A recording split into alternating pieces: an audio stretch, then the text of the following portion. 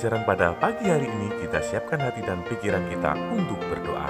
Mari kita berdoa. Bapa kami yang ada di surga, dimuliakanlah nama-Mu. Datanglah kerajaan-Mu, jadilah kehendak-Mu di atas bumi seperti di dalam surga. Berilah kami rejeki pada hari ini, dan ampunilah kesalahan kami, seperti kami pun mengampuni yang bersalah pada kami. Dan janganlah masukkan kami ke dalam pencobaan, tetapi bebaskanlah kami dari yang jahat.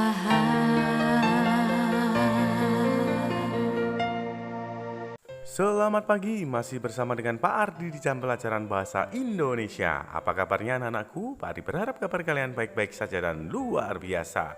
Jangan lupa sarapan pagi dan berolahraga, biar tubuh kita sehat, kuat, dan penuh semangat dalam belajar.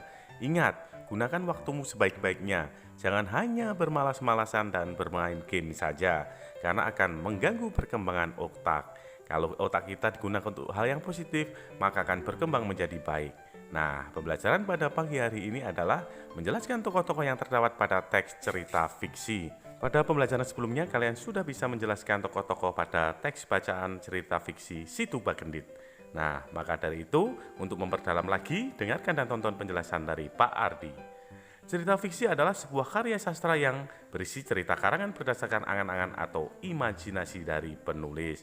Ingat ya, cerita fiksi itu hanya cerita hayalan.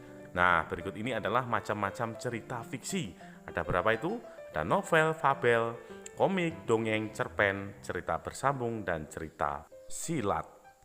Novel adalah cerita panjang yang mengisahkan kehidupan seseorang. Novel itu ceritanya panjang, bisa tebal bukunya ya. Fabel cerita dengan tokoh binatang yang bertingkah laku seperti manusia. Fabel itu ada tokohnya binatang, tapi bisa bermain gitar, bermain musik, bisa naik mobil, itu namanya fabel, tingkahnya seperti manusia. Komik adalah cerita bergambar, pasti kalian sering membaca komik ya, menarik kan karena ada gambarnya. Sedangkan dongeng adalah cerita khayalan tentang kejadian pada zaman dahulu yang mengandung nilai pendidikan.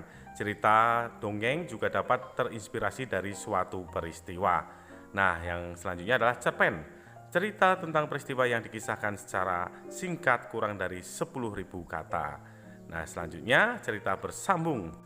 Cerita yang dimuat sebagian demi sebagian secara berturut-turut di dalam surat kabar atau majalah. Yang terakhir adalah cerita silat. Cerita dengan latar belakang dunia persilatan. Ada lagi yaitu cerita legenda. Legenda adalah sebuah cerita yang berisi tentang asal-usul terjadinya suatu tempat. Contohnya asal-usul Danau Toba, terbentuknya Tangkuban Perahu, asal-usul Banyuwangi, itu adalah legenda. Tokoh adalah pelaku dalam karya sastra. Tanpa tokoh, alur cerita tidak akan pernah sampai pada bagian akhir cerita. Ada 3 jenis tokoh bila dilihat dari keterlibatannya dalam menggerakkan alur, yaitu yang pertama, tokoh utama, tokoh yang amat potensial untuk menggerakkan alur cerita. Yang kedua adalah tokoh tambahan, tokoh yang tidak berlaku besar pengaruhnya terhadap alur cerita. Yang ketiga adalah tokoh latar, tokoh yang sama sekali tidak terpengaruh terhadap perkembangan alur cerita. Jadi yang paling berpengaruh siapa? Tokoh utama dan tokoh tambahan. Latar itu hanya sebagai pemanis atau bumbu dalam cerita ya.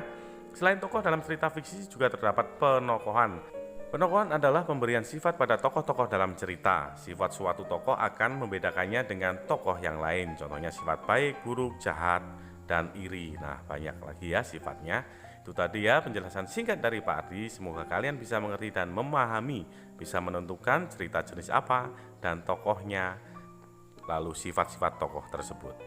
Saatnya mengerjakan tugas.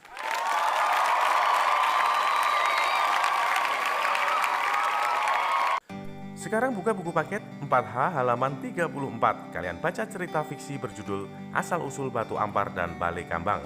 Setelah itu kerjakan soal nomor 1 sampai nomor 5 yang ada di bawah bacaan tersebut. Ingat, baca dulu cerita tersebut baru kalian bisa mengerjakannya. Selamat mengerjakan anakku. Demikian pembelajaran pada pagi hari ini. Tetap semangat anak-anakku, selalu berdoa dan salam sehat. Jangan lupa memakai masker, rajin cuci tangan dan jaga jarak. Ingat, tetap tersenyum dan bahagia. Karena senyum dan bahagia adalah obat penangkal virus corona. Pak ingatkan kembali tugas-tugas yang belum dikumpulkan segera dikumpulkan. Karena tugas adalah sebagian dari tanggung jawab. Sampai jumpa di video pembelajaran berikutnya. Dah.